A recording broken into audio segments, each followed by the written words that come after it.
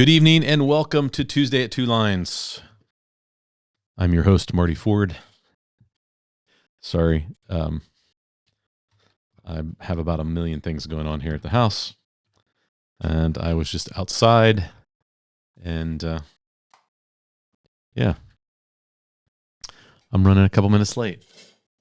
Go figure. So, good evening. Hopefully everyone's doing well. It's a little chilly down in the basement tonight. Here at the track. What's going on your Tuesday night? We woke up to about 4 inches of snow this morning. I had an early breakfast. Where I work, we were hosting a farmer's breakfast, and we're doing that again on Thursday. So we can communicate, what 2026 looks like for our farmers. I work for a bank, and we do a lot of agricultural lending. And so it was good. We had a great turnout, even with 4 inches of snow. It's a little cold, so walking tonight was a little tough across the ice and snow in town. So, but welcome. Hopefully you're doing well. Hopefully you've had a great Tuesday. Hopefully you had some time to spend on your slot car track. I've been cleaning up around here because in not this coming weekend, but the following weekend, December 13th, I'm hosting the holiday endurance race that used to be hosted at Butch's track. And Butch was not able to host this year. And so Greg asked me if I would take on that challenge here at my track. And so we're going to be hosting a 6-hour endurance race on the 13th. It should be fun, but I'm trying to clean this place up a little bit. It's kind of gotten out of hand. Guys, you understand how this hobby gets, right? I've got empty boxes from slot car orders. And, sorry, got distracted by a text on the screen. Steve Swatell. Thanks, buddy. I appreciate that. I have no idea what that text means, but thank you. So yeah, I've been trying to straighten up. I've been doing some 3D printing. We'll talk a little bit about that tonight. Last week, I posted a quick little video on Saturday about one of the things that I was trying to design, and I'm not very good at Blender. And thank you, Shotgun Dave, for helping me out. Actually, pretty much designing it, because I would want to do something, couldn't figure it out, and I would text Dave, and Dave would do it and send me the file. And then I would work on that file for 6 hours and not get anywhere and say, Dave, okay, this is what I want to do next. And I can't seem to make it work. And then he would do it, and 5 minutes later, send me the file. So Shotgun Dave pretty much designed every bit of the tire cleaner. So thank you, Dave. I appreciate it. But this is my first working prototype. This is version 6. So we changed the battery compartment, and the 9-volt batteries I have, it is a tight squeeze in there. So that might be an adjustment I need to make. With a screw on lid, and I need to do some work with that. But I like it.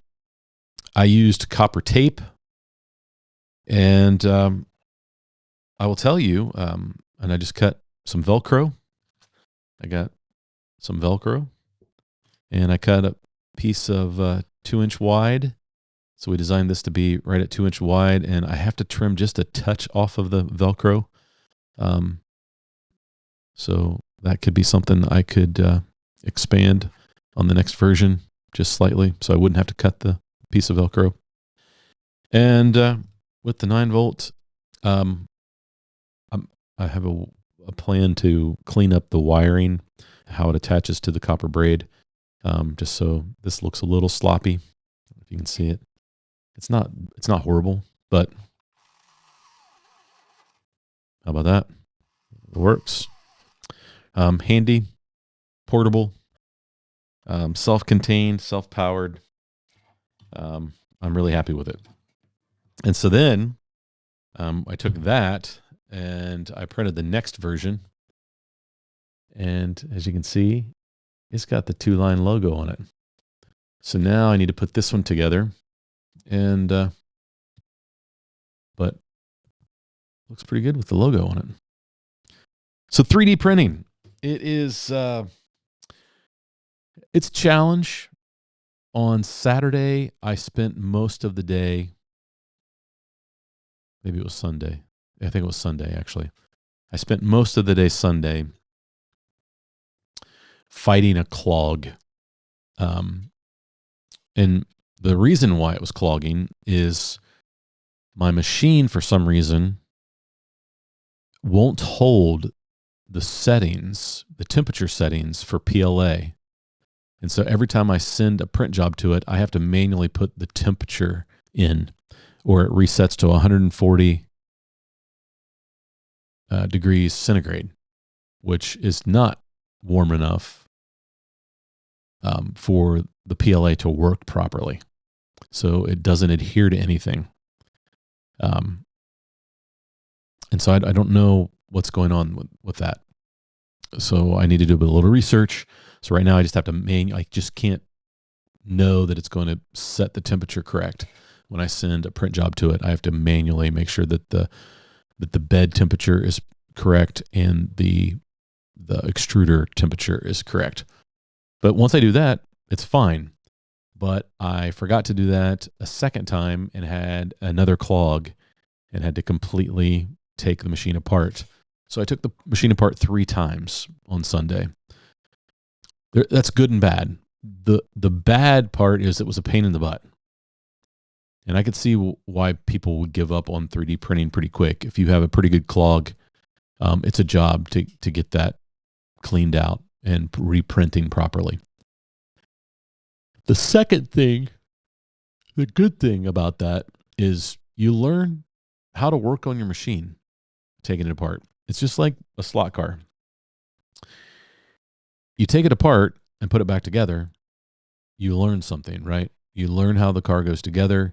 You learn how to fix the car if it breaks.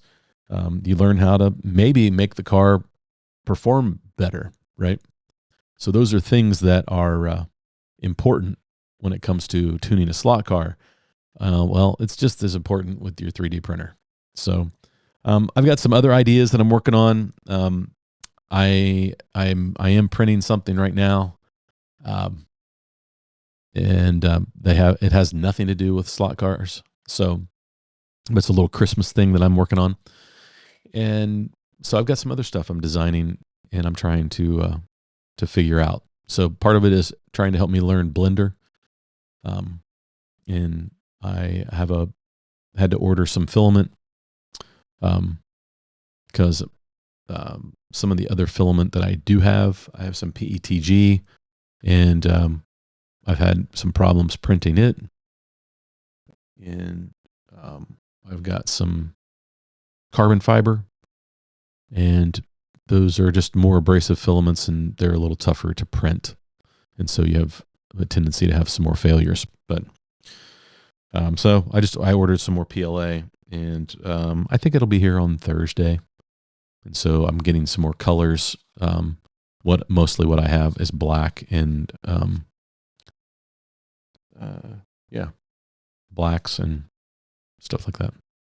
So the 2 lines tire cleaner, pretty cool stuff. So 3D printing, it's definitely a rabbit hole I wasn't expecting to go down, but here I am. And just like, I wasn't expecting to go down the scratch build rabbit hole, but thanks to the Home Racing World and Harry, George, and Dave, and Michael Squire, and Tad and all those guys that do a lot of building. They kind of drug me down that rabbit hole, and it was a worthy rabbit hole to jump down. It's been fun, right? So now the rabbit hole outside of 3D printing is how to improve race coverage for live streams. We talked a lot about last week about the Eastern Championship and some of the things that went good, and some of the things from a live stream standpoint, and some of the things that went bad.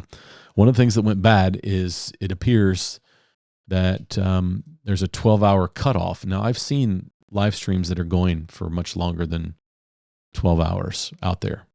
I don't know how they're doing it, but it looks like we went 14 and a half hours. So the last 2 hours and some change is gone, missing.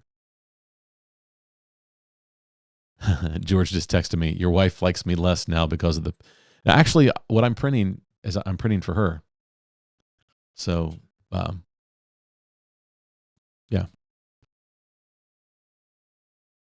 But anyway, so no, George, that's not true. But so, yeah, we lost like the final, the Fast 8 from the vintage. And I'm disappointed in that. And Ian texted me today and he's like, hey, where's the last couple hours? And I was like, that's a good question. After we posted, those last 2 hours kind of disappeared. So guys, I'm sorry that that's missing. My apologies. Which tells me that when it's going to be a long day like that, we need to split it up into 2 parts. So then we should have stopped that stream and restarted the stream. Just so that we wouldn't bump into a time limit. If that's true, I need to do a little bit more research. So, yeah, that's what we're running into. I've got some cameras, good coverage. I think for really good coverage for 1 track, 2 tracks. I think with the setup we have right now, we're kind of at the limit of what we can plug into the computers that I have, USB cameras. And so I'm now researching, like, is there a mixer out there that will accept USB cameras and HDMI cameras? But I have a feeling we're jumping into some pricing that I'm not ready for. So anyway. How's everybody tonight? That's just my ramble to open up. 3D printing, great experience so far. I've learned a lot. I've had to take the machine apart a couple of times. That's not a bad thing. I don't like clogs. I'm just putting it out there. They're a pain in the butt, but we're learning and we're getting some things printed. And again, we got some prototypes, and I'm pretty excited about that, honestly. But man, I've got 3D printed stuff everywhere now. It's all over the place. So who's in the chat tonight? Oh, and around the 9 o'clock time frame, we're going to bring Greg Kessler and Steve Hulsman in to the live stream.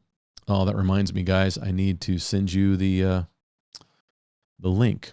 So let me, while I'm thinking about it, let me send that out to you just so you have it.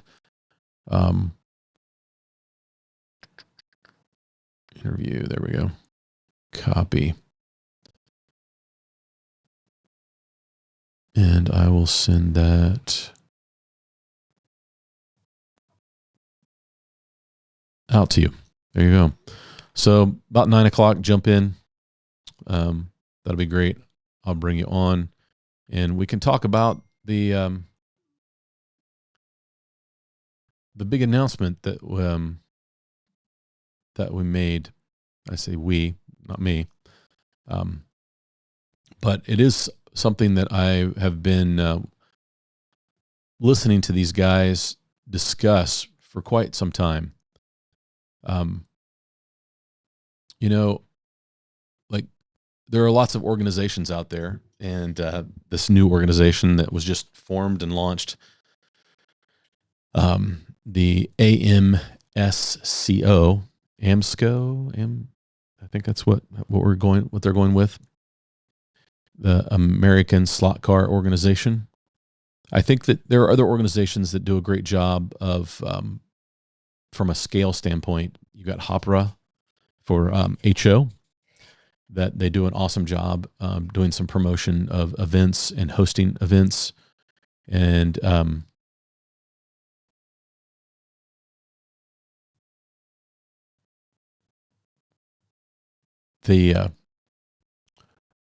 and I think that 1/32 scale is in need of that. I think that they're just bringing some organization to it. We see it in all other forms of racing. Rules are kind of all over the place, and this isn't about. We'll let them get into the details, but this isn't about taking over anything. This is it's about helping, right? Helping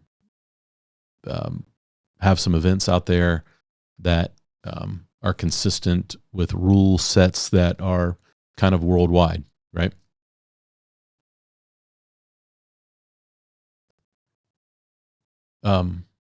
So yeah, I'm excited to hear their story and why they think this is important and what the future looks like for that organization. So we're going to bring them on at 9:00 and Eastern Standard Time here in a little less than an hour, and talk to them about it. Let's see. George just texted me.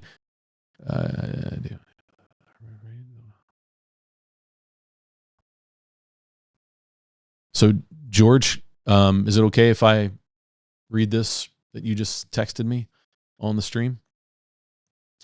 I'll wait for you to confirm. So yeah, George, that's really cool. So yeah, let's see who we got in the chat while I wait for George to respond. Eric is in the chat. Chris, Gary, welcome. Hey Dickie, good to have you. Alma Fan 55. Okay, I'm in the house. Shotgun Dave, Chris Frater. What's up, guys? Hope you're doing well. Hillbilly is in the house. Josh, time for an amazing stream. Yeah, well, hopefully I'll do my best. Hey, Harry. And we got a lot of people in. 105 in. Awesome, guys. Thanks for tuning in. If I turned on the rest of the cameras.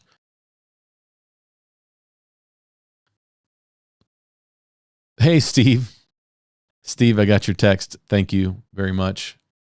I appreciate you. Jim Rose is in the house. Greg in Clearwater. His weather's got to be much nicer than our weather here in Ohio. Slot Car Bro. Good evening. Thanks for tuning in. Yeah, John Tucci. Ben, we missed you. But don't worry, the guys from the cave represented well at the Nationals. Good job. Hey, Ryan. Hope you're doing well, man. Scale Car Racer, good evening. We got a nice crowd here tonight. Daniel, good evening, Daniel. Daniel was the one that started me on this path on the tire cleaner. He sent me the original, which there's nothing wrong with. It's great. He did a fantastic job. But I really wanted to be able to put my logo on one and change it up just a bit. What's up, Jim? Hey, Mike. I watched them all, and they were super helpful. I'm meeting up with my friend Rob. He's building a 124 at the same time.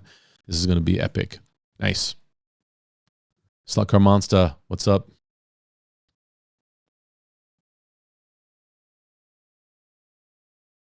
I see two Chris's are fighting for number one. I use Ecamm Live, and I don't get to see that in the in the thing. It doesn't give me the totals. Sarah Yordles, I thought I was hearing voices behind my music. Hey, Ron. Good evening, man. Hope you're doing well. Ian Douglas. I'm not sure what's so right. You never late, Marty. Show won't start without you. Thanks, Eric. No, right as I was coming downstairs, my wife yelled at me about she thought my headlights were on in my truck. And so I ran outside, and it's the spotlight on the house reflecting off the window, hitting the, it's a long story, but Mr. Albright, good evening. Mark Bondi, thanks for tuning in, guys. It really means a lot. Appreciate you all being here. Rerun is in the house. I'm just kind of skipping through if I'm looking. Okay, so George says, yes, please let them know. So George just texted me from Area 51, Shotgun Dave, and Harry Wise. On behalf of those guys, he said, hey, Marty, sorry, real quick. Dave and I made a tray file for Harbor Freight boxes. The file will be free for anyone who is interested in printing it themselves. Our Christmas gift to all who wants to print one. So a lot of the guys have those Harbor Freight toolboxes. Now, I will tell you, the last couple of times I've been to Harbor Freight, they do not have, our local Harbor Freight, they do not have them anymore. But those boxes are super popular. And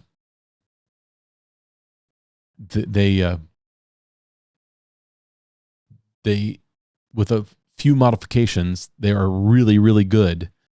And I've seen guys take like Luann, like plywood, the real thin plywood, and make shelves and cut shelves out. Well, these guys have done a 3D printed. George says Amazon has them. Okay, so you can still get them, but they make great pit boxes.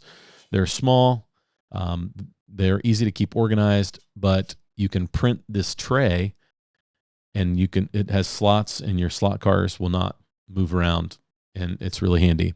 So George and Dave designed it. They were printing it. They sent me, George sent me a video of him putting one in his box today. And yeah, it's the Stalwart portable toolbox. So Amazon holiday gifts.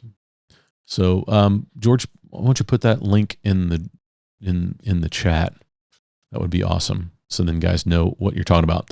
But they're going to put the 3D printing file out there. So you guys with 3D printers, you can print the shelf and replace it in your box and be set up for some slot car racing. So guys, thanks. That's awesome. 3A 3D always coming through. They've been a big help for me in my channel, but especially with the 3D stuff. I've leaned on George and Dave, especially Dave, on the designing. So those guys know what they're doing. So that's awesome. Very cool. Jeff Powers. I don't know if everybody got a chance to see Jeff's track, but it looks like he's running some slot cars on it now. It looks fantastic. Congrats, Jeff. Hope you enjoy it. It'll be fun. B-Rad is in the house. Jason, I'm painting a slotted Ferrari 512M tonight. I'm in my second week on this one. Wow, dude. You do amazing paint work, bro. And yep, if you take your time, I'm always in too big of a hurry. I wait to the last second. I think too late to do well when it comes to painting cars. Clearview Hobby, welcome. Thanks for tuning in. I'm a full-time slotster. I don't know. Full-time. I have spent a lot of time down in the basement here the last couple of weeks. Gary, same here in Harrisburg. 4 inches of snow. House is nice and warm. Nice, Gary. Yeah, you guys get the same there in Harrisburg. You guys are kind of in the same line of fire that we are here in Chillicothe. So I'm not going to complain. I don't hate snow. It's winter. If it's going to be winter, I'd rather have snow than rain. So I hope that Shotgun would make a beginner video for Blender. Jerry, that's actually I've watched a lot of YouTube videos on Blender, and I've watched them multiple times, and then I'll ask Shotgun Dave, how do I do this? And his explanation is exactly what I need to understand it. I've watched the YouTube 5 times, the video 5 times, and I'm missing a step. They've missed a step in explaining. But Dave's like, oh, just do this, and this. And it worked. I was like, Dave should be teaching this. The slot car guide to Blender. That's what it is.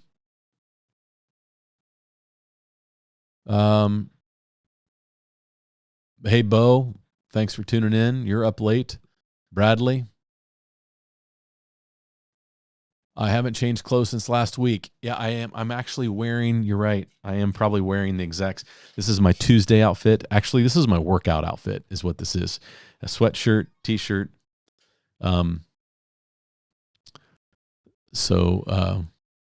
Yeah.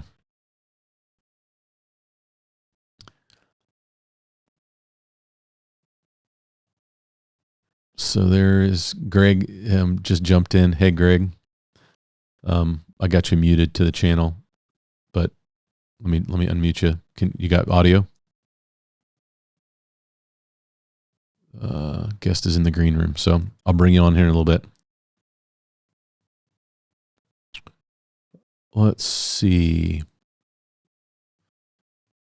So yeah, I might be. You're right. I might be wearing the exact same thing I was wearing last week, or actually, it might be what I was wearing in my video on Saturday. So anyway, I have showered. Don't worry. I'm kind of a clean freak, just so you guys know. Most of you don't know that. Hey, Ron.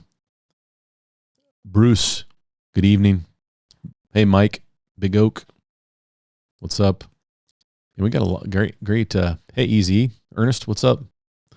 How's Colt? Hope you guys are doing well. I saw that I came in late on your live stream this past weekend. It was Ohio State, Michigan, and all my Michigan friends. I'm not the kind of guy that's going to rub it in, but it was good for us to get a win because you guys have been kicking our butt for the last 4 years. So, but let's go win the Natty for the Big Ten. How's that? Hopefully. Be careful cleaning up your slot car space too much. I cleaned mine up recently, and my wife noticed how many slot cars I have. Troy. Hey, yeah, I don't think I've got that issue. I have piles of stuff, and a lot of it I just need to go through and probably throw away. But you guys know how it is with the slot car stuff. You never want to throw anything away because you might be able to use it. You might need it. Even like pieces of plastic and I don't know. So anyway, I'm just trying to clean it up so I'm not embarrassed when all the guys show up in a couple weeks to race.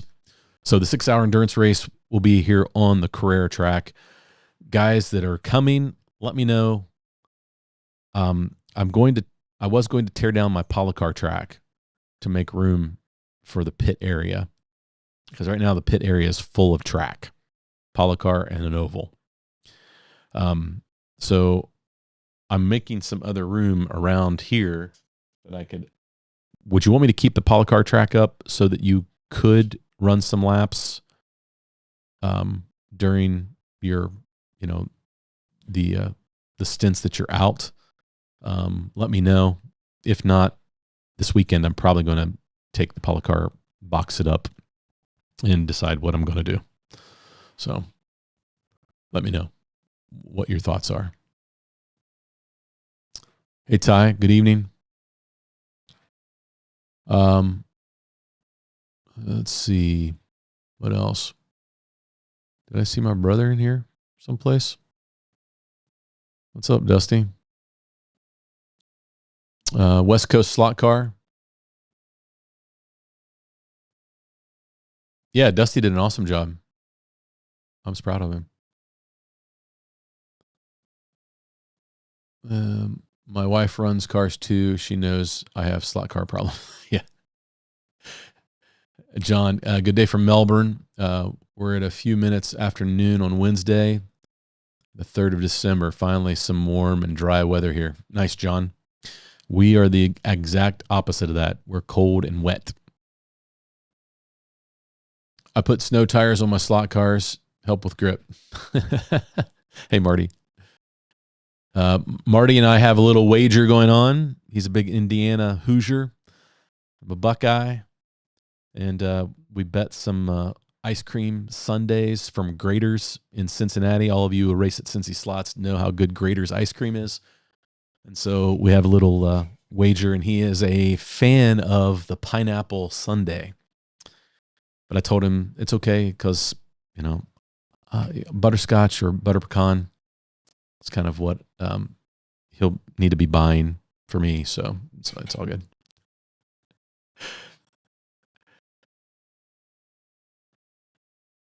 Yeah, man, it was a blast. Had a good time. Welcome to the wormhole that is your settings adjustable. Yeah, I know, Ernest.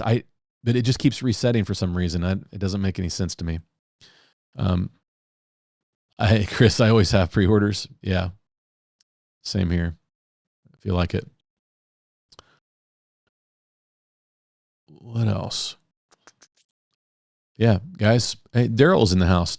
Daryl, I caught wind of some of your comments about not going to big races.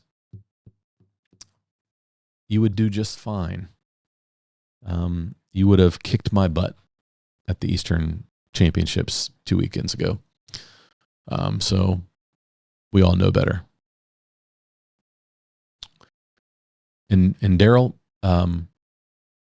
you are happy. You're welcome to come on the 13th to the endurance race, but it might be a long day. I know it's a long drive for you, but you can come hang out.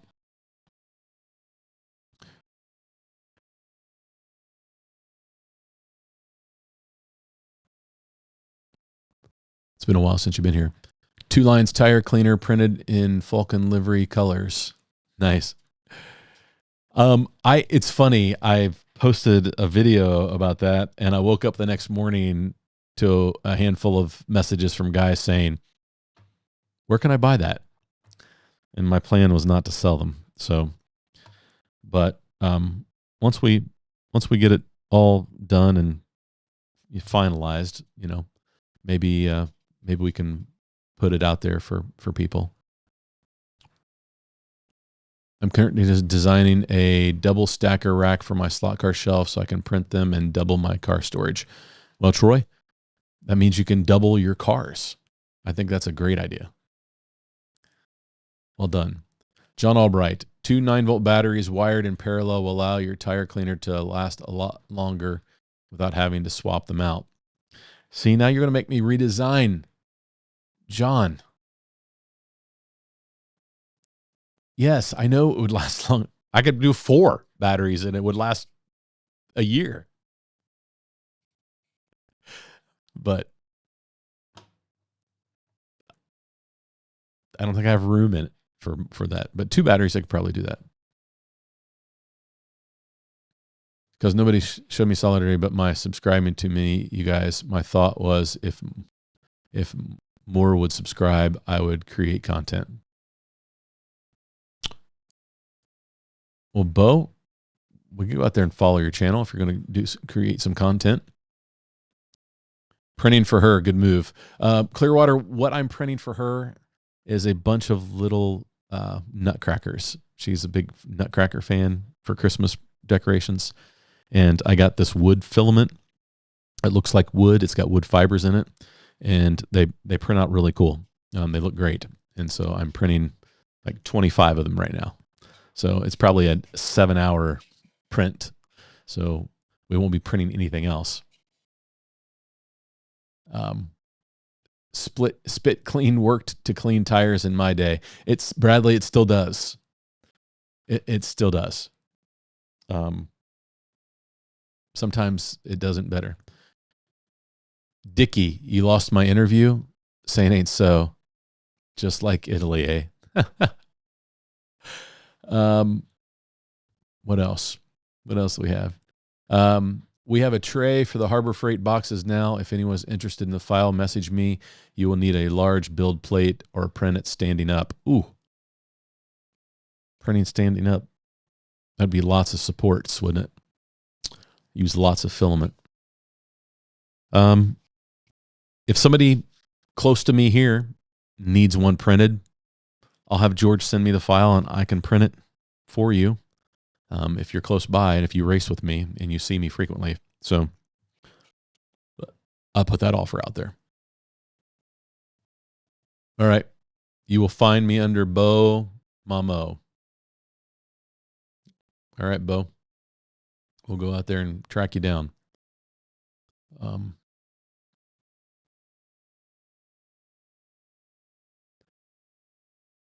Oh yeah, they're just giving away the file to print.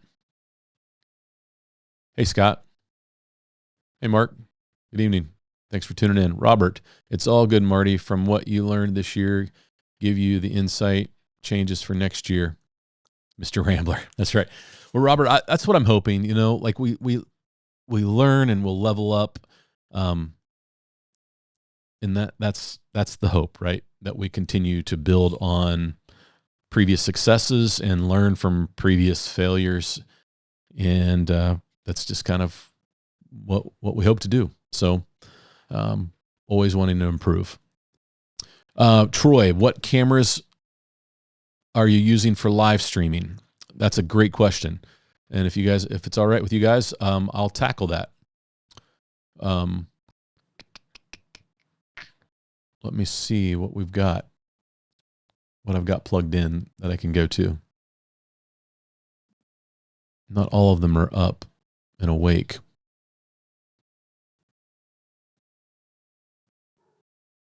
Okay. So I have a Tiny 2 SE, which is the 1040 version of the OBSBot cameras. You can see it right. There's one right behind me right here. I've got on a little mount, and let's see if we've got that. There's one of them, and that's a Tiny 2 Lite. So that's a 4K camera. I'm running it in 1080p just because I don't stream in 4K. And then there's one on the far end, looking back towards my mess and towards up the track. And that's the one I must not have connecting. Okay. So it looks like and then I've got one up here. So that's like the full view of the track. So those are the OBSBot cameras. They're webcams. They connect via USB-C, or they come with a little converter that you can do USB-A. For the price, they can't be beat. And then this camera is my really nice DSLR. That's a Sony A6400 with a 16 millimeter 1.4 lens. It's made to do what it's doing, right? And like I can zoom in with it. It's just recropping it. It gives me like nice blurry background bokeh. So yeah, it's a champ at doing that. But so yeah, those are my cameras that I'm using. And they're doing a great job. They did a great job covering the race. We were able to move them around a little bit. You can set presets for different positions. For the price, I think that they're some of the best bang for your buck. Great picture quality. They do great in low light. If lighting is not a great, they just for the price. And the SE, if you don't need 4K, it actually is like $79 or $89 most times, but that's the only one I have that. The rest of them are 4K. And shout out to Steve Swatell at Slot Car Corner. They are the official camera provider. Steve was like, "We need more cameras," and ordered 2 more for the race so that we would be in great shape.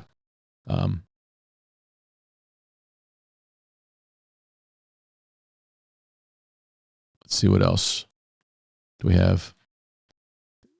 Oh, he's doing the final testing, so the file will be soon. Yes, yep. I've been missing Cincy slots too, guys. I'm hoping that I can get down there. Hey, UC, what's up? Hope you're doing well. Looks like Sean is in the house. Why not help me out and motivate me? What else?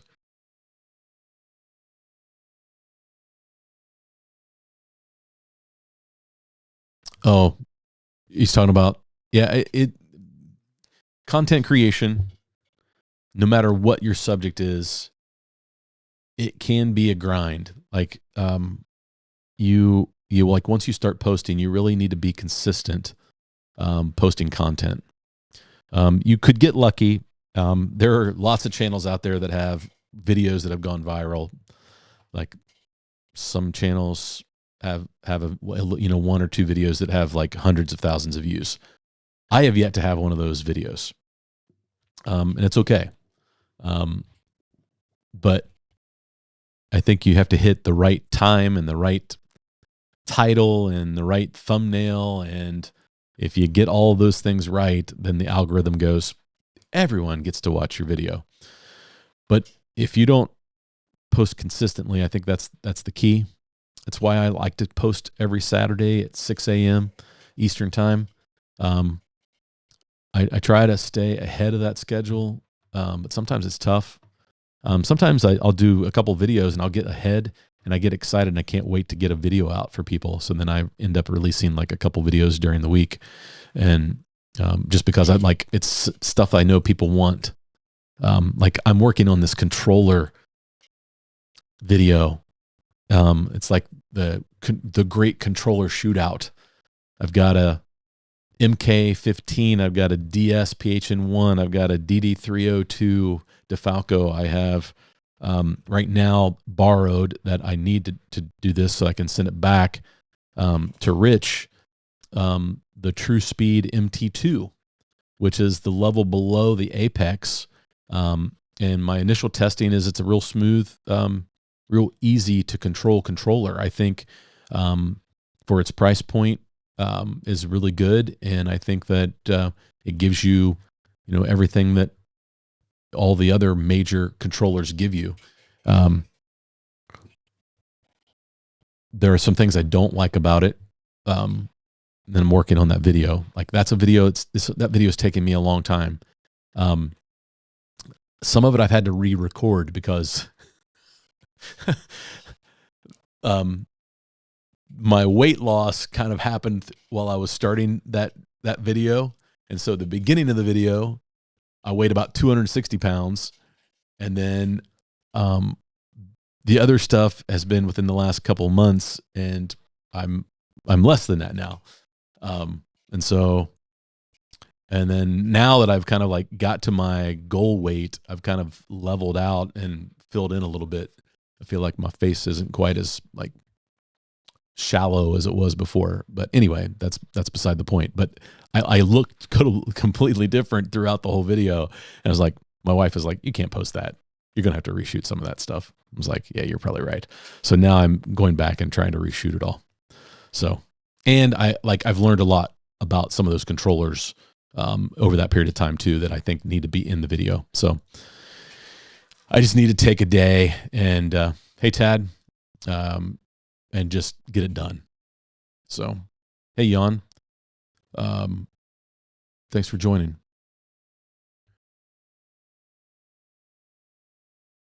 There's Pamela from Team Super Tires. Pamela, thanks for tuning in. Got the banner flying high. And I did say that on purpose. I got a nice email from Pamela today. Those are always fun. I always appreciate people who support the channel, and Pamela's been a huge support of the channel. And I'm not going to announce it just yet, but she wants to do another giveaway, and I'm pretty excited about it. And so, she told me she'd let me know, when she wanted to do that, but I'm thinking it's going to be before Christmas. So it will make a nice Christmas present for somebody. Right. What else do we have to talk about? We're kind of in that time where I feel like we're in the midst of racing season, full blown. Since these slots were entering the third month that they've been racing, and clubs all over the country are racing. I know there's guys that are racing on Tuesday nights because they usually jump into the chat towards the end because they've finished their race night. And that's, but we're kind of right there before the holidays. So, not a lot of like cars are being announced and new products being announced.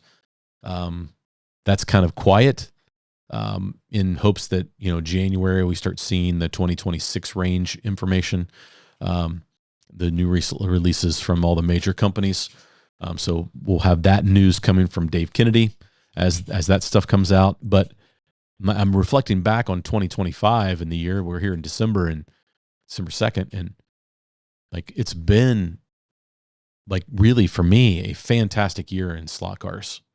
We've gotten some great cars. We've got all these great 3A 3D cars that I'm super excited about. And so these are builds that are going to happen over the winter. So get some paint on the stuff. We had the RX-7 come out. Focus. There we go. And like that was a great car from Revo Slot. We had the Lola come out this year from NSR, and that is one of my favorite cars right now. I really enjoy it. So we've had a lot of great product. A lot of the great things have happened with me, my partnership with Super Tires, and Pamela doing the tire giveaways for a couple months. That was so much fun for me, and hopefully it was for her, and hopefully it was good for Super Tires to get their name out there a little bit further in the 1/32 scale, because I know that they're like the kings of HO, right? They really have been in that market for a long, long time, and they've really grown in the 1/32 market. And my channel is really focused on 1/32 scale. So like that's been great. My partnership with them. I've gotten to know Steve Swatell at Slot Car Corner, and that relationship has been fantastic. And the support he's shown my channel has been important to the success of the live stream for the Eastern Championship, right? So those have been all really good things. Now I've got 3D printing. I built the oval track last year. It was a really good year so far, and it's ending on a good note. I'm going to host this holiday race. Should be a lot of fun. And then, it'll be 2026 and lots of great stuff happening, hopefully in the coming year. So let me see. Daryl Bruce shows me a picture of your car with the ghost grips on the front and back. Sweet. Nice. Thank you for the white zero grips. They look great on my car. So the funny part about this, Pamela, is Daryl does not like white livery cars, yet loves the ghost grips, which I think is hilarious. It's great. What else? What else do we have?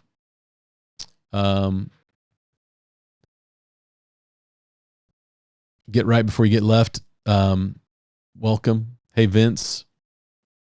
Good to have you guys. Yeah, it's been great. It's been a great year. I still have to do the follow-up with Steve. Steve's going to be on tonight, but Steve and I need to sit down. And then Steve Howie and I are going to sit down and do as part of my controller video, talking about ohms and building custom networks for your DeFalco controllers. And Dusty can tell you he built one of the custom networks that Steve is going to talk about when we do our video. I'm hoping that we do that this week. I think that you will appreciate it, all of you DeFalco users, and get a better understanding of how that network actually works. And what you can do with a custom network that really is a good advantage to that controller.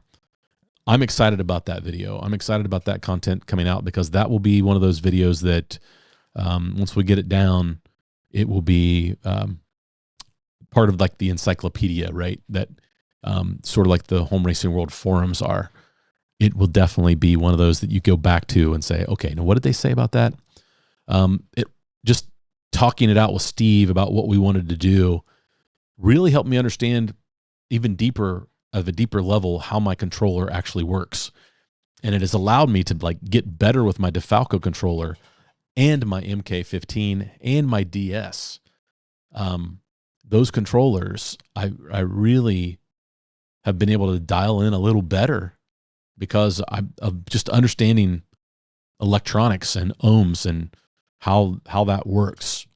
So I'm excited about that video. So I've got some good content coming out. Hopefully I can just get it all done.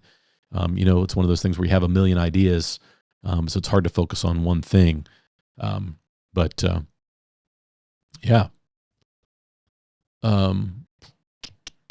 It's 8:54, and looks like Greg is in the green room waiting patiently, probably tuning in to what's going on. I'll bring you on here in just a second, Greg. I was hoping Steve would jump in. As soon as Steve jumps in, we'll bring you on, because one of the things, I'll kind of preface those guys coming on the stream. I've kind of been a fly on the wall as these guys have talked about this organization for months and months. We're part of a text group that we share a lot of information in, and then, you know, when it's not just been in the works for a few months. This has been in the works for a few years. These guys, they have a huge heart for the hobby. They want to see it grow. They want it to be organized. They want people to have great experiences at races. All of those things are very important to them. And so I'm excited to talk to them about, like, why did they do this? What's the why for the organization, and what do they hope it can accomplish? And then they've already got a race on the schedule, and we'll talk about that race. So it's exciting. Hey, Michael, what's up? Make sure I haven't missed any questions.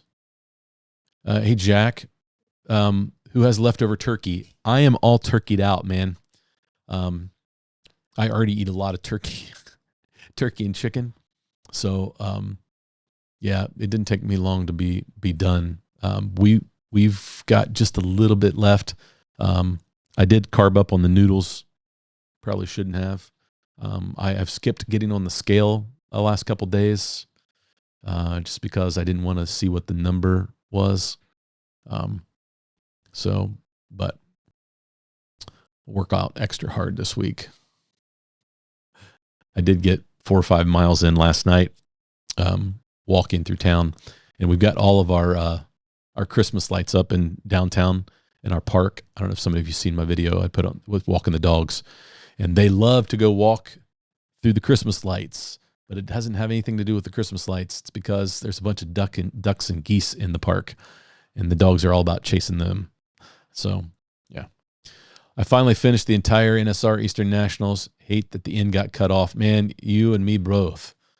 I appreciate it. Learned a lot from the interviews. Yeah, we had some great interviews. Lots of great people, lots of great drivers, lots of great experience. Can't wait to see the file 3A3D. I'm sure they put mine to shame. Yeah, Josh has got a file out there. I don't know, Josh. There's nothing wrong with your file. Jerry, I have 2 of the HF boxes that I don't use anymore now that I have gotten my Power Hobbies case. Yeah. Oh, the Harbor Freight. Yeah. Yeah, the Power Hobbies cases are nice. Dusty just upgraded to that. And so did Daniel. and those guys they're loving them, I think, or they will. What else do we have? Mike, love the link that I have. That box, it would be awesome. George, my son, is getting a Bamboo A1 for Christmas from my whole family. Nice, Mike. That's awesome. What else do we have? I feel like I've missed some questions. Guys, I apologize if I did. Oh, there we go. Here's Steve. So, guys, I'm going to bring these guys on so we can talk about the organization, and I hope that you've got some good questions for them, because this is your chance to figure out what's going on and what they want to accomplish, and then so ask some good questions. I'll put them up on the screen, and let's bring them in. Let's see here. I'm going to add. There we go. Guys, what's up? Hey, how's it going? Good. Let me see if I can get your names up there. There you go. So guys know who's who, right? So we've got Steve Hulsman, and then I'll add your last name, Greg. Just Greg. That's good. Just Greg. Just call me Greg. So guys, you made a big announcement in the hobby in racing this week, and I wanted to bring you on because you put it out there yesterday, and you probably had lots of questions. You probably didn't get anything done today. It's been tough to get work done today, with lots of questions about it. So let's talk about what's the organization and what's it all about. It's AMSCO is the acronym we came up with. It's American Slot Car Racing Organization. Took a lot to what are we going to name ourselves? Definitely had to have like the U.S., because that's where we want to continue to grow this hobby that we all love. Right. It's the people that we race around. When we came in, we were all much younger, and as we all age with Father Time, we do want to bring in younger racers. Like that's what we really want. And kind of our end goal is to make large events really, easy for everyone. Kind of the inspiration was the WRE. We had already talked about hosting a race ourselves, but over there I will say that the organization was kind of cemented on the shores of the Mediterranean. One evening, and we were all drinking limoncellos and talking about everything, and it kind of said, yeah, like we kind of need to do this. I was talking to Steve Swatell, and I see it as what we're doing is a compliment to what's already out there. What our friends have already started, and we are kind of picking up the torch and carrying it with them, and continuing on, growing the hobby, introducing new drivers. And the WRE was kind of like that. Wow, these rule sets are really nice. The events were great. It ran well, real simple, but there was enough there for people who love to tune, love to get speed out of the car, and those sort of things. Like, it wasn't like a box stock race, even though the rule sets were very simple. We were impressed, and we wanted to bring that to the U.S. We had a bunch of ideas that we had gathered, through the years and what we've seen. So I'll let Steve add some stuff here. First of all, I want to say thank you to all the guys that are helping us. And I know Greg feels the same way, that are helping us figure all this stuff out. Marty being one of them also. And Mhm. then thank you to all the people that have been super supportive via all the social media and all the other outlets. And uh, it's just a huge undertaking. And quite frankly, it's somewhat of a minefield sometimes when it comes to slot car racing, especially 132nd scale.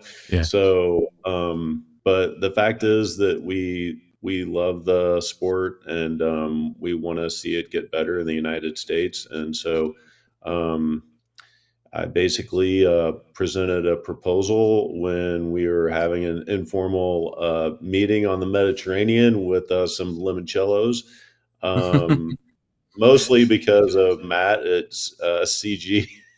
It's like, man, you got to try these limoncellos. And we're like, what the hell are you talking about? And he's like, just trust me, order them, man. And I'm like, all right. So we all ordered these limoncellos, started talking, and then all of a sudden, I kind of went into my whole spiel about how things need to be in the United States. Um, and, obviously we were there for one of the biggest races, on the calendar every 2 years, which is an endurance race. And, they really do it well. It didn't go off perfectly, and I don't think any race does go off perfectly. But the Yeah. fact is that it's really as close to professionally done as you can have. And I think one of the things that we're missing in the United States is a really solid, excuse me, endurance racing series and endurance racing um, you know, endurance racing opportunities for guys in the hobby. And that's what this is really about. And it's about developing new clubs and giving people a website and an organization to come to when maybe they are really interested but have no idea where to go or how to do it. And we'll have step by step um, um, ways to get into the hobby or to start a club, and being able to provide you with track and all the other things that you may need for you and your kids, or a mom and her kids, or a church group, or whatever it may be. But just our hobby really needs to have some grassroots to it. You know um, it's been for me, a set of new friends that honestly, some of the best friends that I've ever had in my life. And that's really a big part of this whole thing, is people finding a community that maybe they don't have right now. And so it really runs deeper than just racing slot cars. It's something that's really passionate to me, and I know Greg as well. But there's a lot of hurdles in the United States that we have to try to get through. And like I said, everybody has been super welcoming, very supportive, all the manufacturers, all the retailers, all the small business and slot cars. Just all super fantastic people. So we're trying to use some rule sets that are established by the manufacturers when we do our races. And, part of that is a push towards some simplicity and not confusion, or changing rules every year, or changing things for one reason or another. We're trying to do things for the drivers and for the hobby and for the sport overall. So I think we're well on our way to do that. And our emphasis is really on super professional or professionally done world class events. And I think the United States is really hungry for that on tracks and at a venue that no one has a home track advantage. No one has any specific um, advantage over anyone else than the guy next to them.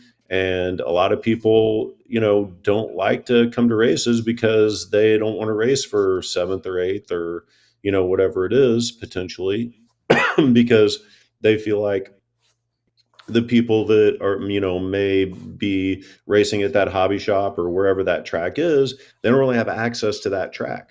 So I totally get it and I totally understand that. So, again, it's just like the WRE and a lot of the other races, the East Coast Nationals. No one sees the track before the event. And I think that's really cool. But at the same time, I think you need to have appropriate amount of practice time, and structured practice time to be able to learn the track and tune the cars and make these events exciting and professional and very doable for anyone that wants to do them. So that's really where we're at, on all this stuff.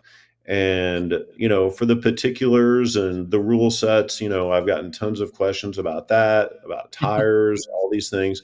All of that stuff will come out at the end of the month when we get the website going. But I can assure you that we include everybody and we're trying not to set things up that are difficult for people to learn or difficult for people to handle. Everything is going to be very user friendly. The website's going to have videos on it on how to build the cars. There's a GT4 class for beginners. There's a GT3 class for more proficient people. Or you can race GT4 even if you're a really good driver. You just don't want to mess around with anything other than a box stock car, which is totally fine. All of the races will have qualifying. So if you're in a GT4 car and you qualify as fast as the fastest guy in the GT3 race, well, guess what? You're going to be racing against that guy. Yeah. So, don't worry about it. But it's one of these things that is going to take a little bit of, uh, maybe molding or whatever you want to say, but our first event is really our key event right now. And, that'll happen in May. And that'll be really, if you guys, hang in there and trust us, will be an incredible world-class event. It really will be, with Marty's help and a whole lot of other people's help, which, like I said, Yes. I can't thank enough for supporting us through all this. So you mentioned one thing, Steve. You kind of alluded to it. I'm going to point it out that you're working with manufacturers to get like a basis for the rule set, but the rule set really is about the racers. It's not controlled by the manufacturers where they're saying, here's how we want you to manage the race. It's the rules are for the racers, and it's going to be Absolutely. tilted that way, because I think that's sometimes is the frustration for racers, is that they're locked into these rules that are that don't make a lot of sense for the event. And so I think that was a key thing that you pointed out, which I think is great. I think that will hopefully make some people happy, because we have gotten some feedback, right, already from some people. And that's one of them is like, is it really, they don't want the manufacturers driving the race. They want the racers driving the race. And I think that's important. So when you went to Italy, did you feel like the United States was a little bit behind when it came to events like that? And how we manage our events? I've done, 24-hour race for, going on 10 years. And that was a 24-hour race.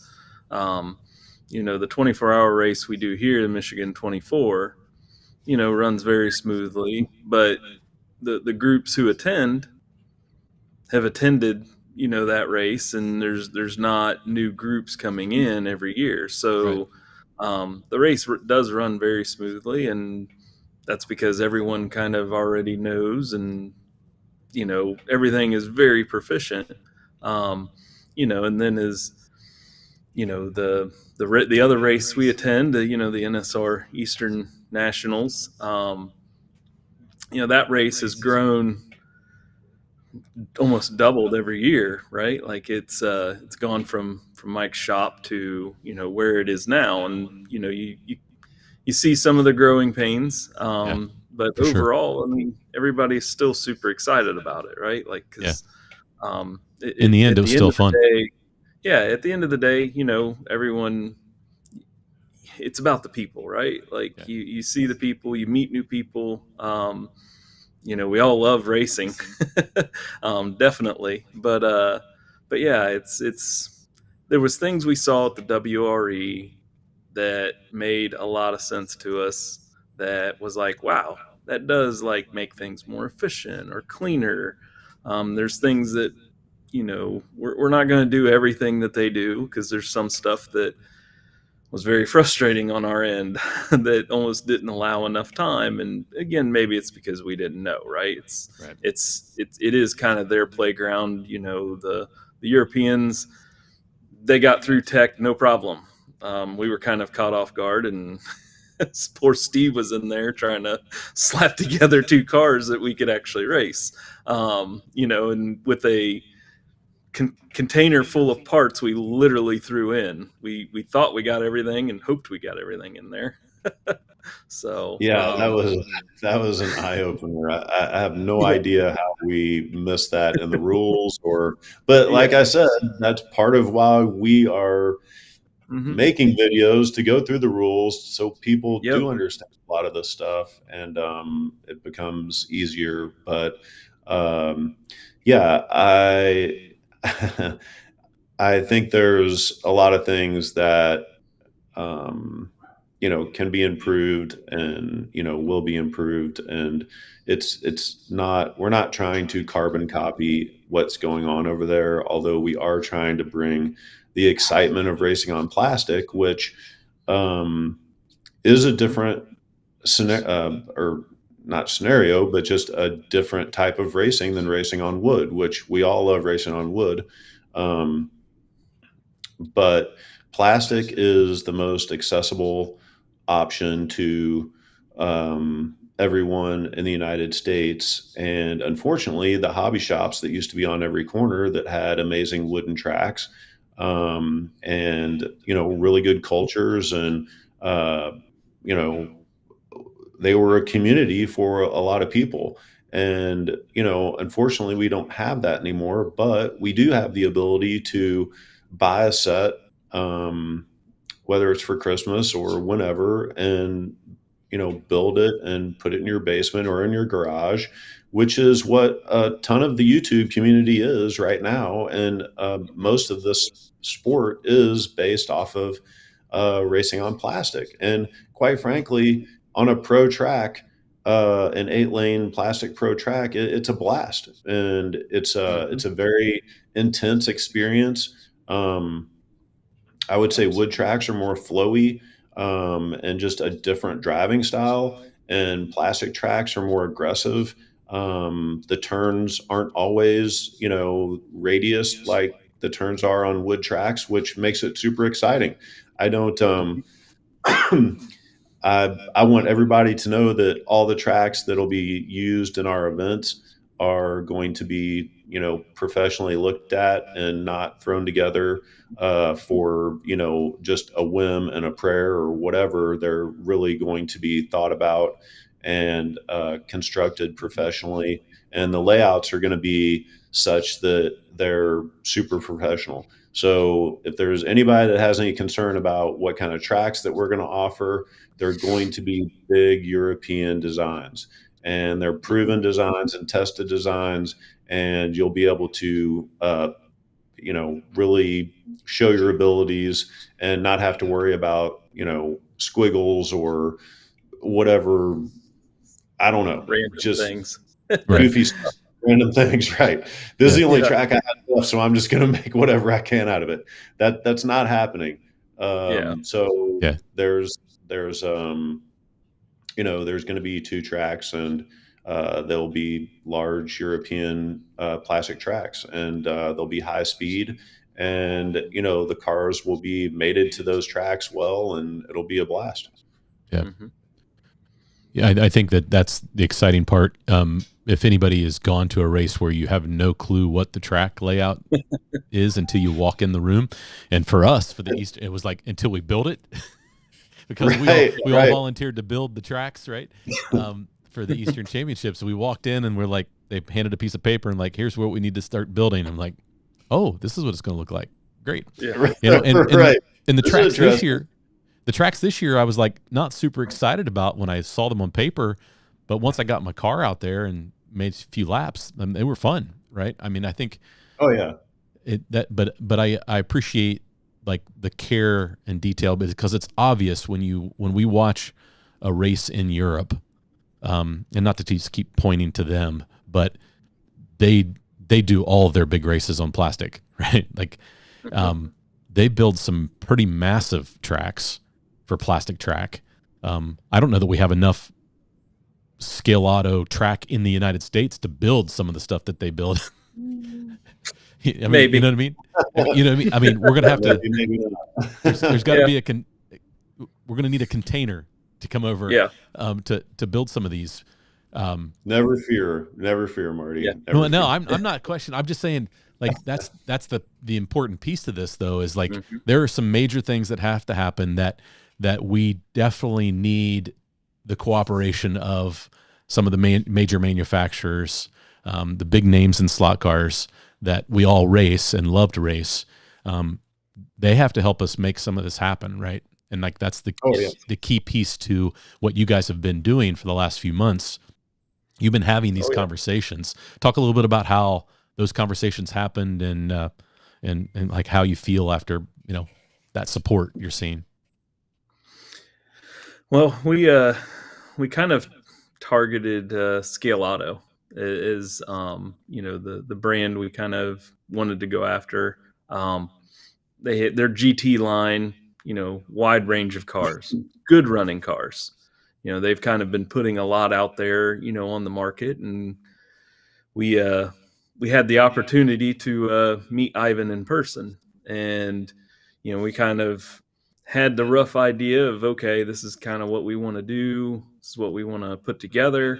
And after the race up there in Michigan, we were chit-chatting with him, and we brought it up. We said, hey, we have this idea to put this race together, and we want it to be a sprint race, because right now, again, a lot of the racing that we're kind of looking to emulate, right, is endurance racing. It's team racing. I do it, Steve does it. It's a lot of fun. In the United States, though, a lot of the races are individual, and that's fine. The vast majority is that way, so that's the way we want to do this first race. Is we want to, bring the individual racers in. A lot of the guys already know each other, but we'd like to get some new people in, that may not be a part of the overall group that we always end up racing with at events here on the East Coast. We want to bring more groups in, make this exciting. That's the reason for, putting these setup videos and all that sort of thing. And Ivan, as we told him this, got super excited about it. It's kind of up his alley with the events that he puts on over in Europe. But, the only kind of spin is we're going to make this first one a sprint, and then hopefully the next one will be the more endurance style that they like. But we'll start off with this one because of the variety. The cars run really well. They're perfectly mated with the track surface that we are able to get and put this event on, with Professor Motor. So couldn't have thought of a better brand, and having them back us and all this is super exciting. Just get the Scale Auto right there. Yeah. See, make sure I put that there. Good work. Good work. Yep. It's I love their products. I'm like a walking encyclopedia of the parts. I think you guys mentioned it in the last time you were together, but it's really good stuff. And super excited to have everybody come race their cars, because it's going to be really fun, really exciting, really competitive. We have been testing the cars in some form or fashion, we want to make sure when we put these setup videos together, we're racers. So Steve's a racer, I'm a racer. These events are put on by racers at the end of the day. Like, we want the event to go well, be well organized, well machined. Everyone has a great time. That is the focus. And then outside of that, we want to make sure the track is proper, like it flows, it promotes amazing racing. And we're going to pull from the knowledge that we both have to create those. And, again, making sure the rule sets match up with the cars and promote, the racing that we want. Yeah, the sprint race format is for us an opportunity to bring a lot of people together, and we're trying to encourage them to create endurance teams. Just it's an opportunity for people to meet each other that maybe haven't met each other before, or that want to get onto endurance teams but don't really know who. They don't have a club, or they are really interested in it, but don't have the opportunity to meet people, maybe on a daily or weekly basis, and so we want to create an atmosphere for that as well. We Yeah, there is a question about the rule set, and I think that just about everybody that's inquired asks about the rules and the tires. Everybody And wants to know the rules. so we can go ahead and address that now. The tires are going to be Scale Auto rubber tires that are slip-on tires. There's not going to be any truing. You don't have to learn how to true tires. It's a slip-on setup, which is how they race in Europe. You can talk about glued and true tires and all this other stuff, and that's fantastic, but it's not something that the majority of the people know how to do really well, and it also can mean the difference between a win or a loss in a lot of cases. And we're trying to focus on driver ability, the ability of the driver to come to a track, assess the track, get on the track, learn the track in a short period of time, and then be an amazing driver to win this event, and all of our events for that matter. Not how well you can craft a tire, whether it's Rob doing 15 hours of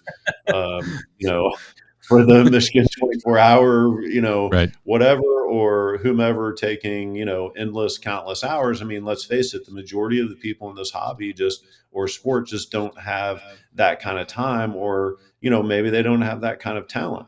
And so we feel like that this method has worked over in Europe and works really well, and we used it at the WRE. And you really just have to give this a chance. I think that you can naysay it or do whatever you want, but if you're not there, then you really shouldn't have a voice, in my opinion. So if you're there and there's an issue or whatever, I'm more than happy to listen to it, and we'll have a suggestion box, and if enough people have a suggestion that's the same, well, guess what, we can fix it.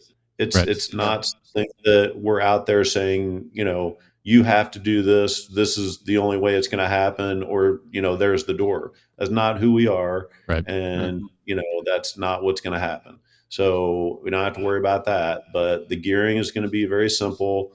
The pinion is going to be set at a certain tooth and a certain type, and then you can pick on whatever spur gear you want to use. That Scale Auto makes. All the parts are going to be Scale Auto. And the rules are somewhat simple. There's not a whole lot of magic car building or any of that stuff. In the future, there will be races that will be multi-manufacturer and very, very few rules, so people can really show what they've got. Their tuning ability, right? Yeah, that's part of the hobby too, right? But for now, we're focused on this first race, Yeah. and inviting everybody to come and inviting everybody to have a fantastic time, and then that'll segue into the next race, which will be an amazing endurance race, and that'll have some excitement wrapped around it as well that we can't really talk about right now, but Yep. stay tuned, Yeah. and stay tuned to our social platforms, and we'll get you excited and up to date. Yeah. So Jim's question about, are they going to be in line with the WRE rules? I think you were influenced by those rules, but your rules will Yeah. probably come out towards the end of this month, right? You're still Yeah. trying to finalize the things. So, Right. Yeah, so then, we're testing things out. Like we want to make sure, do these rule sets work? Like if they don't work for us, they're not going to work for anybody, right? Right. Like, Right. Steve's built amazing cars that have, run really well at big events. I've built really good cars that I share with everyone. And, and also culminated, we won, the biggest endurance event, in our area and probably, the US, the Michigan 24, right? Like it's the biggest 24-hour event there is. And the rules are wide open. So if it's a slot car part sold, you can use it. So the rule set I can say will be along the lines of WRE, but there will be enough in there for people who love to tune, right? Right. Like there's Yes. going to be enough in there for, someone who enjoys the tuning side to enjoy this race. And that's Yeah. in the GT3. The Right. GT4, we kind of threw in at the end was for the racer who doesn't want to spend a lot on all these tuner parts and everything. They want to come, they want to have a great time, they want to have a great race car. There's enough in the GT4 rules that, basic stuff, get a really good car, have a really good time, right? Yeah. So, and with the testing we've done, it's there'll be a blend line between the two, right? Yeah. When everyone qualifies, you're going to be around your like driver. Right. So it's not like if you're a top tuner and you have a really fast car, you're going to end up with someone who's not as seasoned, right? Like of a Right. driver, and for the driver who's not as seasoned as some of these amazing drivers that you see online, just like the Eastern Michigan race, you're going to be around drivers who are just like you. Maybe they just picked it up this year. Maybe Right. they've raced a long time, but they love to have fun. So, Right. Yeah. Pamela asks, will you have the clubs listed in future for people to connect? And I'm going to add to that question because I saw it online earlier today on a post. Is there a reason for other organizations or other clubs to be a part of this organization? You're not trying to take over clubs at all. You're just trying to help possibly. So I don't know if we have the answer to that. If it would be, if We that's part of it, I don't know. we do want to help cultivate new clubs. Existing clubs can continue doing whatever they feel is appropriate. Right. We are not trying to force a set of rules on anyone. I answered that question earlier today. But if a club wants to start coming to our races and wants to have the same track that we're racing on and wants to use the same rule sets that we're racing with, so when they do come to the races, maybe they have an edge on somebody or some club that's not using those rule sets. It's that's up to them to decide. But I think great drivers are great drivers. I think great car builders are great car builders. It's a mindset and a dedication. It's not necessarily a specific tire or gear or screw, or you got to use this screw or you'll never do well. All that stuff is just like for the birds sometimes. But there are things that work better than others, so those things need to be paid attention to. Yeah. So yeah, I think the website is going to be a pretty amazing piece of educational an educational tool, and it's also going to be an informational tool. And yeah, Pam, for sure, we're whatever we have, whatever groups that are formed, whatever teams, all of that stuff will be accessed, or everybody will be able to access it on that website. And you can always reach us on the social media stuff as well. It's something that we really want to try to get out there and help as many people as possible be a part of this whole thing. And like Connect. I said, yeah, connect and ultimately grow the sport for the better, not for some other reason, which I don't know. But Yeah. uh, that's that. Yeah. Yeah. We already answered this question. Yeah, for this race, it will be rubber. But Scale Auto is just the first manufacturer you targeted. You've already had conversations with Andrea, with NSR, and some other manufacturers. So it's not like it's just only going to be Scale Auto represented in this organization. Yeah. You eventually want to be able to, I have I ring a bell for Thunderslot. That I've Thunderslot already talked to you deserves about this. Thunderslot deserves to have some kind of nationals level race here in the United States. They do it in Absolutely. Italy, and those cars are wonderful. They just don't have the connections here in the States, Right. or They do now. or somebody somebody Yeah. who's willing to invest in an event, right? This is an organization that could possibly partner with them to do something here in the States. So that's, I guess, when I look at the organization, what gets me excited about it is you're bringing some structure to the hobby a little bit, and a cheerleader for the hobby out there for just adding the classes where you've got kind of a beginner's class at a large race. We see that at the Eastern Championships. We have all levels show up, right? And there are guys that show up that go, I know I'm going to be in the slow class, and I'm okay Right. with that because I'm But still they're having there, fun. and that's They're there to have fun. They're there to have fun. And then now yeah. you've given them an option of like, okay, you're going to race with your people, and you have a shot at a podium still, because you're going to group it like true endurance racing, what we watch at Le Mans and at Sebring and Absolutely. and that's what's exciting that I'm seeing in these races, that the plans you have for it. So that's really cool. Yep. Any other questions? I'm looking through question. Why not build Carrera tracks, seeing that as the majority of people in the U.S. have? Well, that's that's a good question. And, Yeah.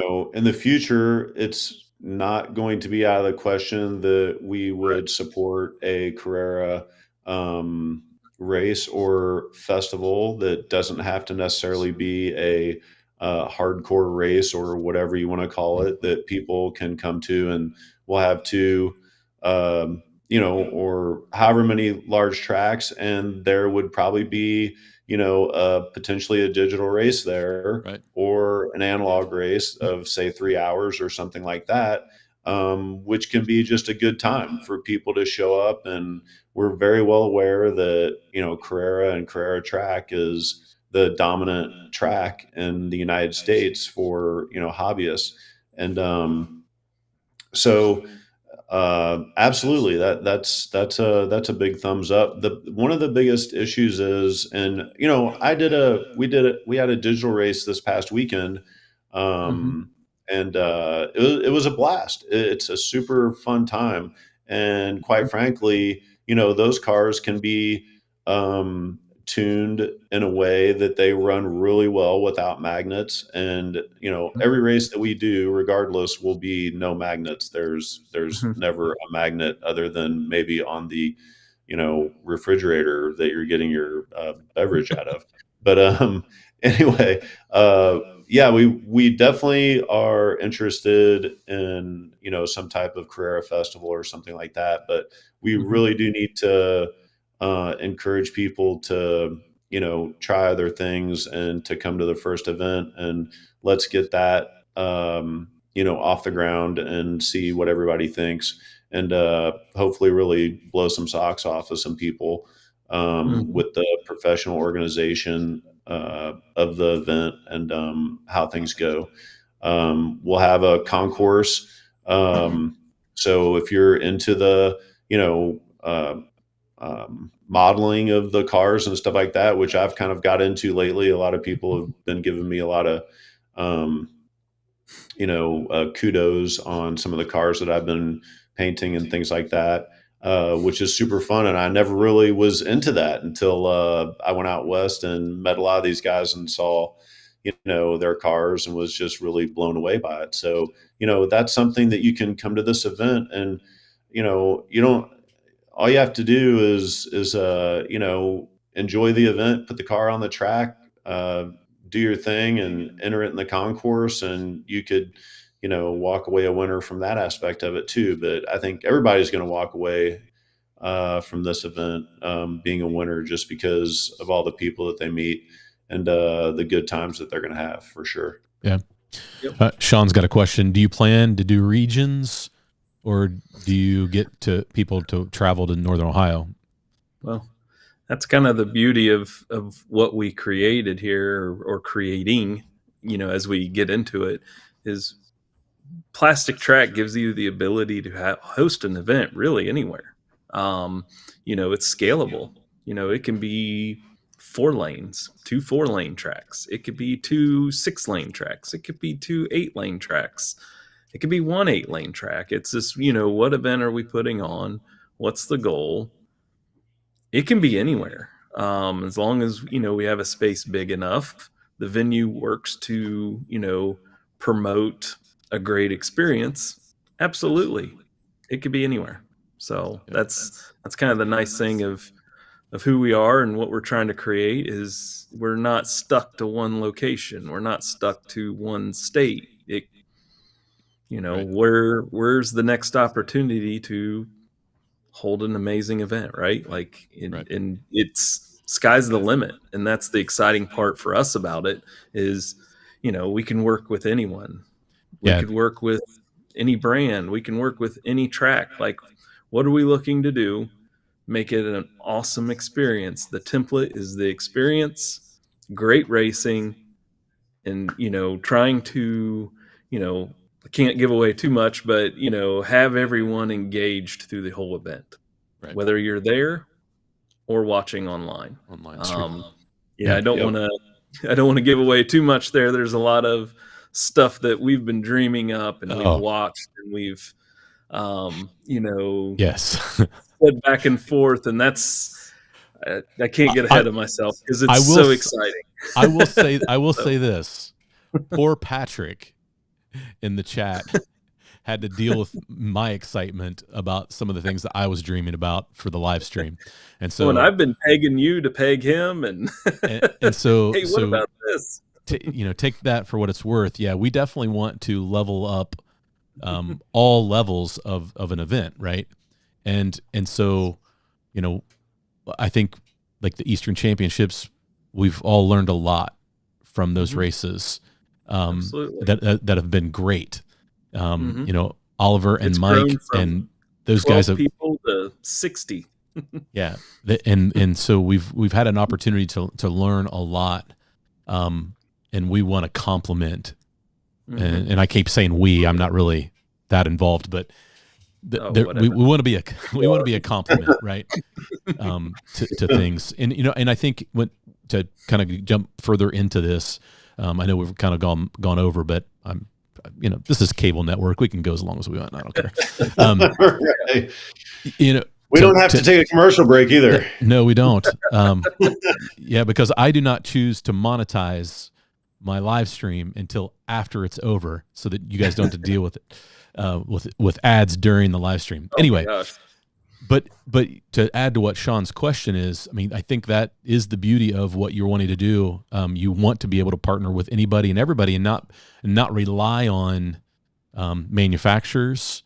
But you do want to partner with great sponsors, and that's another thing that you guys have been able to do already. is line up some great sponsorships. So do you want to talk just a touch about that? I mean, I think it would be fair to give, I don't know if we can give shout outs yet, but I think people need to understand that like you have the support of the manufacturers on this on multiple fronts, and then you also have sponsor support that is going to be gigantic for these events. Yeah, I would just say, right now the names aren't important, but yeah, the I don't know if you want to say the who's who or whatever, but manufacturers, retailers, small slot cart businesses have all been super excited about what we have to offer, and those partnerships are invaluable, and I think they all know that, and I think that we want to thank them immensely for all of their support, and soon enough we'll be able to release all of that stuff, and so if you are a slot car business out there, and you want to have your name on it, this is a perfect time to get in contact with these two guys. Yeah. Sorry, I'm going in the wrong direction.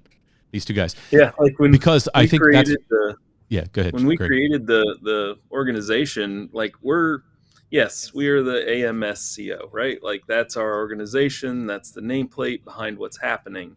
But we're not promoting that. We're promoting great racing, uniting people together, and whoever we partner with, we're promoting them.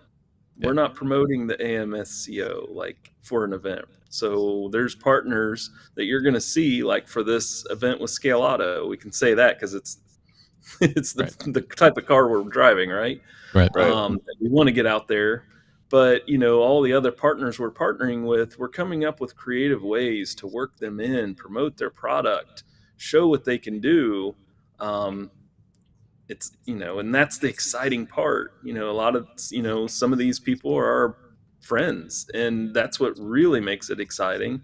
And there's people we're yet to meet, and we're meeting now that will become those friends and promote their product, and again grow. That's the overall theme. Is over there at the WRE, there's a lot of young drivers, and over here I've been around some great racers, but there's not too many young people, and we need to start focusing in on that as a hobby and quit like maybe some of the back and forth, and let's grow this thing because it'll be gone if we're not careful. Yep. So Ian has a great comment, and I don't know if you guys are even prepared to speak to that, but when you require a particular manufacturer's parts, we've seen this before with the races that we've done, right? So like, what are your thoughts on that? We are obviously it's a big concern. That was like the number one thing or one of the big things that behind the scenes I'm trying to make sure as these rules are written, it's one of the things that I've kind of tackled is making sure we have what we need. We have a great group that Steve mentioned too before. We call ourselves the OKM. It's kind of our test bed. When I first kind of put everything together, I was like, hey, go build your cars. What can't you get? And we went from there. Like, we do want to try to monitor that and make sure that if you need a part, you can get it. And again, that's working with the people who are helping us with the event, the people who are sponsoring, trying to do our best on that front and get ahead of it for sure, of the parts that are required, right? So, and I think the beauty of what you can bring as an organization is you can be flexible. If you're seeing those issues, absolutely, that you can make considerations for that. Right. I think that's where the flexibility comes in. I know that there's been some questionable parts from some manufacturers and things like that. And, they have a bad run of stuff that's some of not us good. know what we're talking racers, about. we see those, right? Like, we see those and we can be aware of them. The point is that we're trying to make it as simple as possible, not you have to buy or make people feel like they have to buy, 20 different parts for, whatever. It's honestly, it's kind of a spec series in a way that it's, um, you know, there's not a whole lot that you're having to do to the cars, GT3 or GT4, um, that's going to be, earth shattering. It's like you can change wheels, the size of the wheels, and a few other things. But for the most part, you're dealing with a car that, comes in a box the way that it comes. And, it's up to you to, break in the motor to, make the drivetrain silky smooth, to put together the car in a way that maybe is, quite a bit better than somebody else, not necessarily using, um, a menagerie of high performance parts, but using the parts that you're given to create something that is a well performing, car on the track. So, I think one more thing to touch on too is, and some people asked about this, the amount of scrutiny that's going to go into, looking at these cars and evaluating these cars, and the technical, um, and the tech that you're going to have to go through to get the cars, to be, what we deem as legal, is not going to be um, just a passing glance. It's going to be something that we really take a lot of pride in, and fairness, and is a big part of slot car racing. And sometimes there's a little bit of a, uh, undertone of cheating or whatever you want to call it that a lot of people don't like. And so, we're pretty versed in what things look like and what they're supposed to look like. And, so please don't plan on coming if you're planning on trying to stretch those rules, because that will be flagged. So, and we're not talking about a washer. We're not talking about a, something, like that. We're talking about blatant, um, you know, things that have been modified, or, parts that aren't on the list of that are legal very parts. clear. Right. They're very clear. We're going to have videos going over all of this stuff. It's not going to be like, oh, I didn't know, Mhm. unless you're, hanging out, under, I don't know, wherever, and just not paying attention at all. But yeah, there is a certain amount of simplicity to this, which some people will not like, Right. and quite frankly, okay. But Yeah. there are going to be races that we do that are going to be races that you can buy, all of the amazing parts, or, what you deem as the best part, or the best wheel, or the best axle or motor, or whatever it is. And those races will be super exciting because we love those races too. Yep.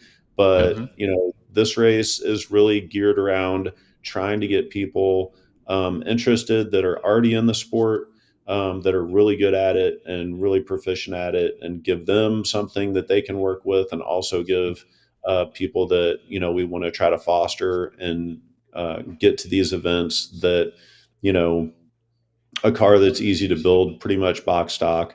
And Mhm. hopefully we can help them via videos and things like that, Right. to put the cars together well so they perform well. And even at the track, I'm always willing to help people. And I know that there's a lot of other people there that are willing to help. If somebody's struggling with a car, all you have to do is ask. Just Right. please Yeah. ask me. Like, I think people are afraid to ask me sometimes, and I get it. Like, don't come and ask when it's 5 minutes to tech, and Right. and three or Yeah. four people are like asking me, my car's horrible, what do I do? It's like, how about yesterday, or Right. you Yeah. know 5 hours ago, or something like Yeah. that. I'm more than happy to help, but man, I've got to like get my car, Yeah. ready to go. There was some talk in the chat about like the track surface, that there's not a lot of scale auto, so a lot of people wouldn't be able to practice beforehand and prep. And I think that that's what you were talking about with the videos of like, Mhm. okay, hey, here's what we're seeing works on scale auto track. here's some Yeah. information before you get there for all of those who are coming that don't have any scale auto track to throw their car on and test. Yeah. And then the other thing, Ian is asking lots of great questions in the chat, and hopefully I'm singling him out, but they're great No, questions. yeah, And I think they're all valid. But I think what you're saying is, this first race, this is what our plan is. And then down the road, that unlimited, where, no holds Oh barred kind yeah. of racing happens. right. And sometimes those events happen together, down the road. And I think that's the exciting piece to this, is you're trying to take baby steps. Let's build some momentum first with this first race, show people that it can be a great experience. People enjoy it. And then, the word of mouth will take over, and the next race will even be better.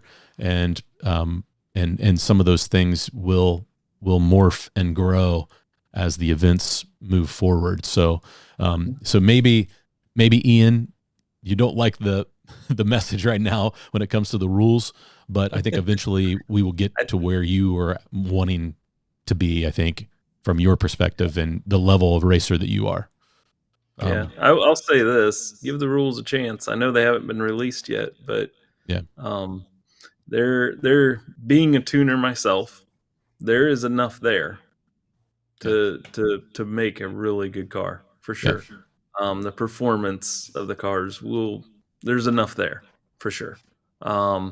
There's also enough flexibility in that GT3 class for the people who are serious about tuning, right? Like, that was kind of key when we were looking at everything and what we wanted to create.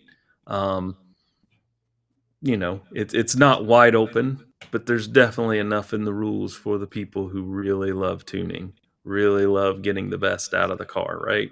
And then the GT4, we added to make sure we're capturing the people who, maybe intimidated to come to the event because they feel like, oh man, I got to buy all these parts, to do this or do that, and I just want to come experience it. I want to come have a great time, and we have that for them.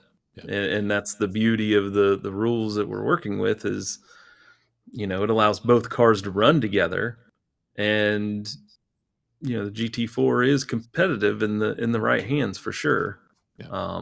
But with qualifying, you'll still end up with your ultra competitive, ultra fast drivers. Right. And then you'll end up with the people who just love these events, love the people, and love attending them. Yeah. So, Yeah, it's if and I think the other thing that we're focused on too is, if all of our races are designed around, the wants and needs of the top level guys, then the races are going to be, smaller races. They're going to be, yes, they're going to be exciting and fast and everything else. But honestly, what we're trying to accomplish here is an endurance presence in the United States. And, part of that endurance presence is including a lot more people, the guys that, may be running Carrera cars or may have Carrera track or whatever it is. And I've had Carrera track for a long time. And I can tell you that if you can be proficient on Carrera track, you can be proficient on Scale Auto Pro track, you can be proficient on wood, you can be proficient on just about anything. Now, wood to plastic, yes, there is quite a bit of difference, but plastic to plastic, there's really not that much difference if you have the correct tires made it the correct track. And that's what we're trying to accomplish. So I do understand it's not a scenario where, we're trying to take fish out of water or anything like that. Right. We're trying to get more fish in the water. So, we want people like Ian, at these races because he's an amazing part of this hobby and he's an amazing part of the sport. He's probably one of the most recognized names out there. But I also want, whatever, Todd whomever or whatever that's running Carrera cars in his basement, and is just going, man, I wish I just had some place to race these cars, or I I would wish like I to knew meet. more I would like people. to meet more people that do the I'd like same to thing that meet I more do. people, right? I mean, Right. that's what we have to be promoting. We're not promoting super high performance, whatever right now. Those races will be available, and those races will happen, and it will be every bit of everything that you want. But at the same time, we have to try to be stewards to the sport, and that's what we're really trying to do. The Yeah. cars are super fast right out of the box if they're Mhm. built well, because we've tested them, and I can tell you that a couple of weeks ago I put one on the track, and it happened to be a wood track, but it literally was almost box stock that Greg put together, and it was probably one of the fastest cars that we've had on that track. So these Mhm. cars are not slouches; they're super high performance cars right out of the box, or can be if they're put together correctly. And so Yep. that's what we're trying to do. If there's a bent axle or something like that out of the box, or there's an issue with getting parts, or there's a whatever it is, we'll take care of that and we'll figure it out, and it'll be a non-issue hopefully. Yeah. Mhm. But we want to try to focus on simplicity, try to focus on skilled drivers, try to focus on the ability to come to a track, learn a track, and race on a track, and everyone having the same opportunity to be a champion, Yeah. in more ways than one. So Yeah. that's really what we want. So let's Mhm. talk about the race, and give the details for that before we close out. So Okay. people just know like what's going on, when, where, how do they get involved, those kind of details. Yeah. So the dates, we put out there. It's May 14th through the 16th. It's going to be located in Burbank, Ohio, at the Norcar facility. It's a fantastic facility. There's a YouTube run through that we'll put out there. It is an RC, facility at the moment, but it's the floor space is big enough for the two tracks we want to build that are quite massive. And then we have plenty of pit space for drivers, food, all the things that make for a great event. When you come, we want people to focus on having fun and not Right. be worried about all the little things. We're trying to think of everything we can, and there's probably going to be something that may slip through the cracks. I mean, like Steve said, there's never a 100% perfect event, but we've attended enough that we've seen kind of what we should be looking out for, getting advice of what we should be looking out for, and it's really good stuff. So, um, but May 14th is like practice, open practice. Show up, the tracks will be open, starting at 8 a.m. Also, on that day, we are going to have a pre-tech. You can bring your car up. Hey, I set my car up. I've got questions. Like as soon as you get there, you can do it as well. At any of the officials that we have. You know, if you got questions, we're happy to help. That's the biggest thing. That you suddenly don't show up to tech, right before qualifying, and you find out that whatever you did may not be so great, or Right. you were questioning something the whole event.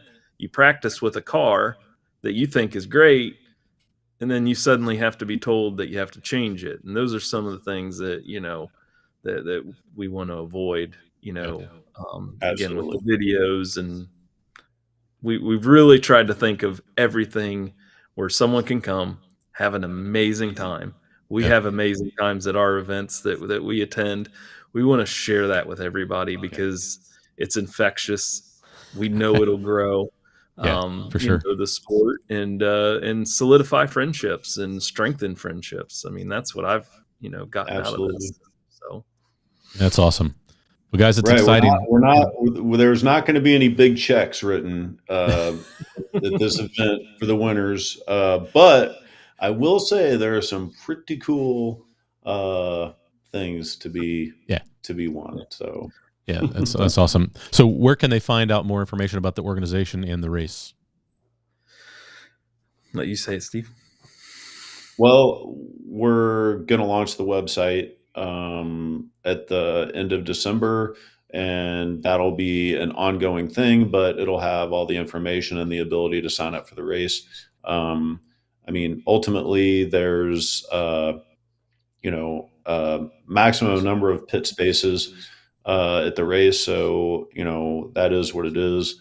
But we'll work with that as things go along. But the website will be active. You'll be able to sign up. You'll be able to get your shirt. You'll be able to get your posters or anything else, promotional stuff that you may want when you sign up for the race. And that'll all be given to you when you show up at the race.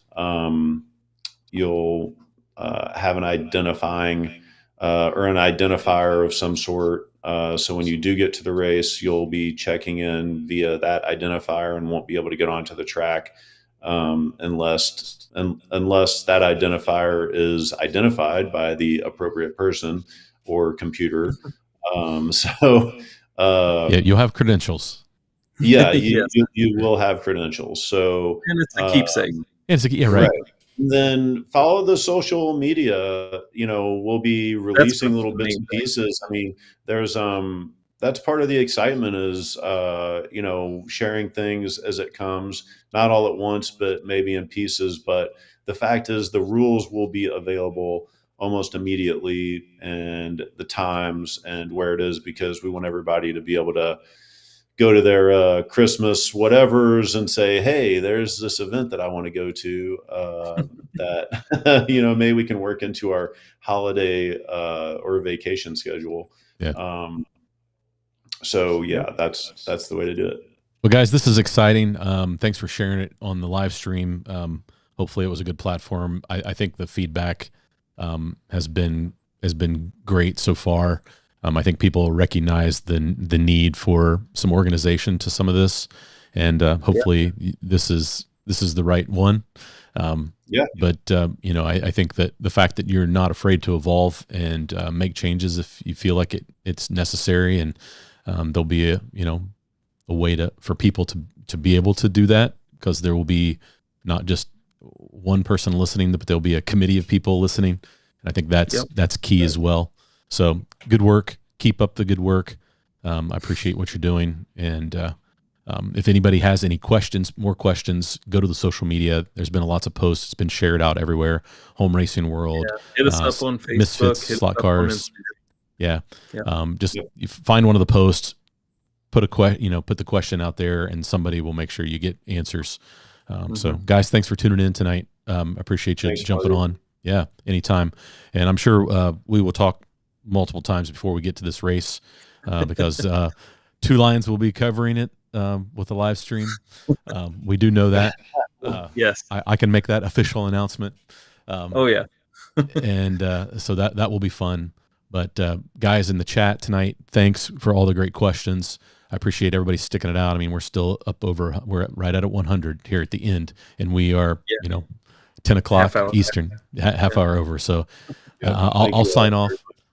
Thanks for tuning in tonight, and I'll sign off here. And like I always say, go have fun racing, because that's why we all are here.